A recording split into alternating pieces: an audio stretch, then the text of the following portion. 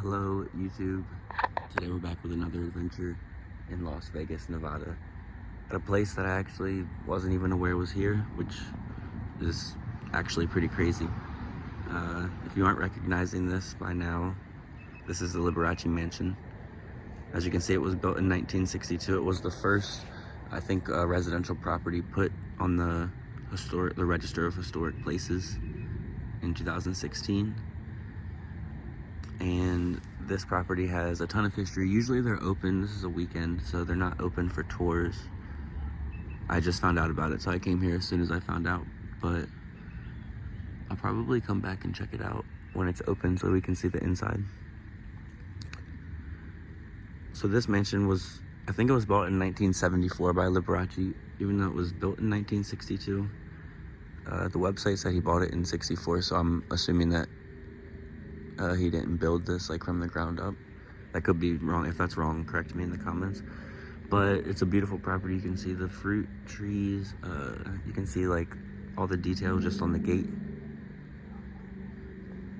This is on Shirley Street. It's on 4982 Shirley Street. And so I'm just gonna walk around the property, just in a regular kind of neighborhood by UNLV. I'm gonna walk around the property and see what we can see. This property is owned by a businessman in the United Kingdom now. I think the history is basically Liberace lived here on and off until his passing, and then it was bought for like a couple million, and then the housing crisis came in the early 2000s, and basically this property was abandoned. And it was like deteriorating. You can see like the lemon trees and the other fruit trees. Can you see the lemon tree right there? Let me zoom in on that. So this property was abandoned, and then the guy that owns it now, the United Kingdom, the businessman from the United Kingdom, he bought it for like $500,000 and restored it.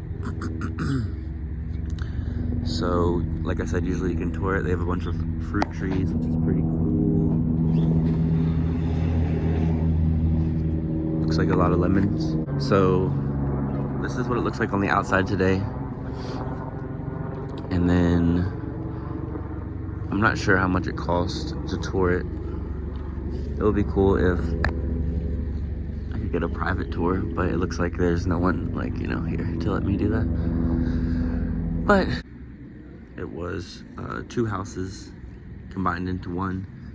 As I said, Liberace bought this in 1974. The sign said it was built in 1962.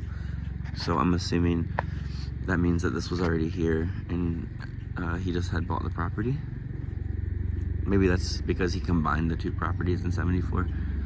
But 62 was like the actual date of the first house. I'm not sure. Either way, it's pretty cool that it's on the National Historic Registry.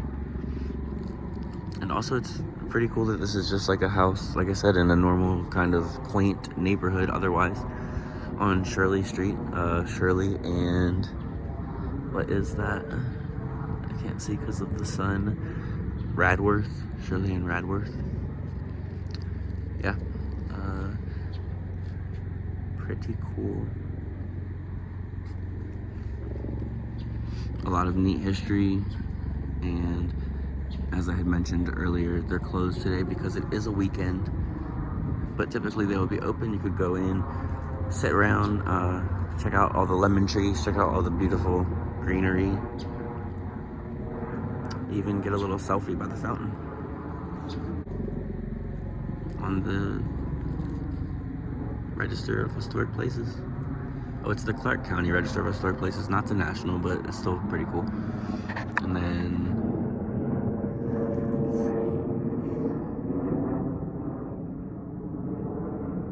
yeah, that's the person I was talking about, Martin James Ravenhill. That's the businessman from the United Kingdom that bought the Liberace Mansion in the early 2000s for $500,000 after the housing crisis and decided to restore it. So it's pretty cool that, you know, it went into good hands and it's being restored to preserve the history, and the history is pretty vast. So As I mentioned, when they do open up, I'll come in here one day and film a video on the inside, but for now, this is the outside.